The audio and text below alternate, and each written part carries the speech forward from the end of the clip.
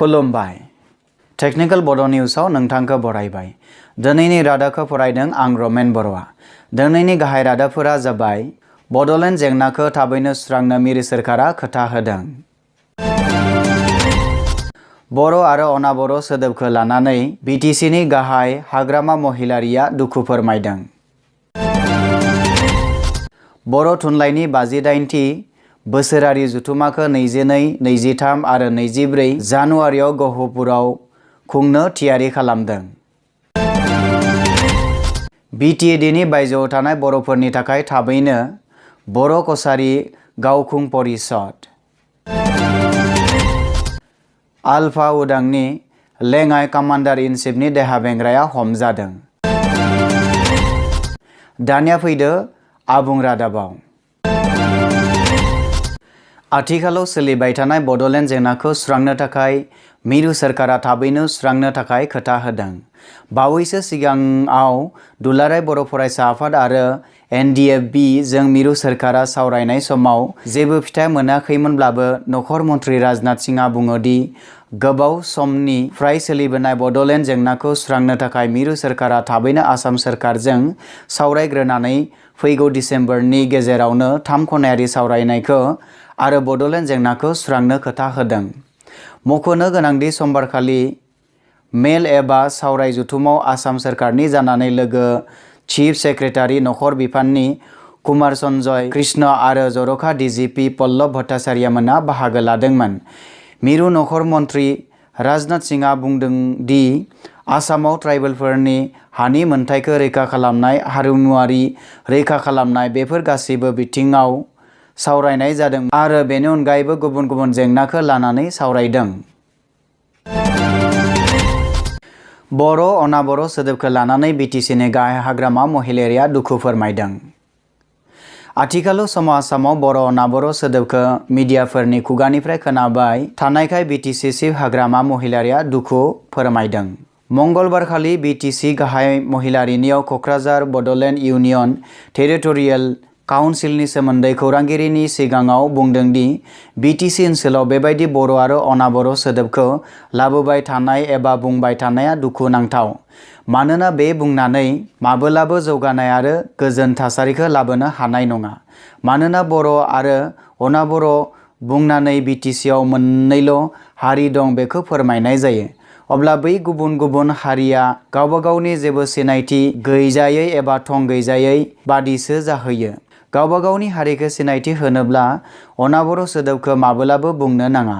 बेनि अनगायैबो हाग्रामा महिलारिया आथिखालाव NDFBजों मिरु सोरखारनि गेजेराव सावरायलायनानै बड'लेण्ड टेरिटरियेल काउन्सिलखौ फोजौखांहोनानै इउनियन टेरिटरियेल काउन्सिल खालामनो हायोब्ला बेखौ बरायो होननानै गावनि बिबुंथिजों फोरमायदों।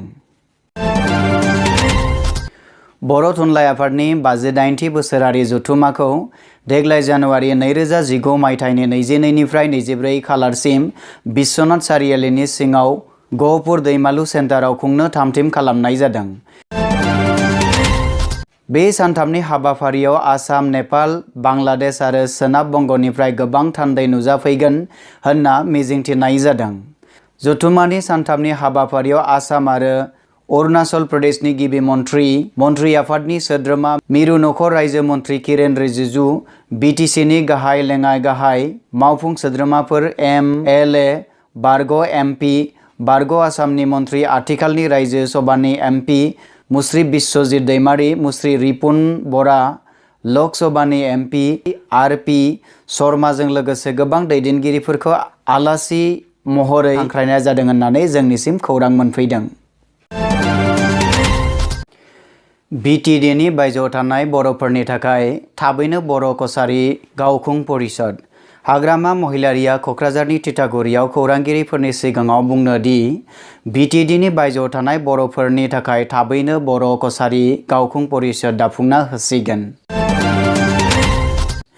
फैगौ 26 नबेम्बराव भारत सोरखार, आसाम सोरखार आरो बिटिसिनि खुंथायगिरिफोरजों 3 खनायारि सावरायलायनाय जागोन होननानै महिलारि बिथाङा मिथिहोयो। आलफा उदांनि लेङाइ कामान्डार इन चिफनि देहा बेंग्राया ग्रेप्तार जादों। रायजोनि जाखांफुनाय लाइमोन सेंग्रा सिख्लाफोरा सोरखारजों होबथानानै दोनजानाय थिउरिया आफाद आलफा उदांनि फारसे गोसो जालांनाय आरो गोदानै आफादाव हाबफुनाय समावनो समबारखालि हराव आफादनि सासे थिउरियाखौ रैखाथि बिफाना ग्रेप्टार खालामनो हादों होननानै सुलुङाव मोनथिनो मोनो। नोगोरारि सोदांनाय बिल 2016 नि हेंथायै सोमावसारनायाव आबसुआबो बाहागो लानो थियारि।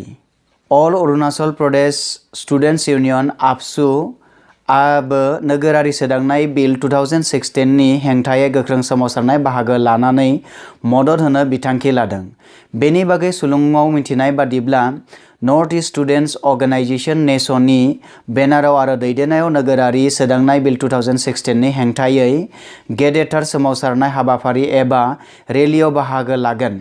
अदेबानि नेसननि दैदेननायाव नोगोरारि सोदांनाय बिलनि हेंथायै लानो गोनां गेदेरथार रेलियाव बाहागो लानो थाखाय आबसुनि गाहाय नेतारिनि दैदेननायाव आबसुनि मोनसे थान्दै हानजाया गुवाहाटी नोगोराव रावना होबोबाय होननानै सुलुङाव मिथिनो मोननाय जादों।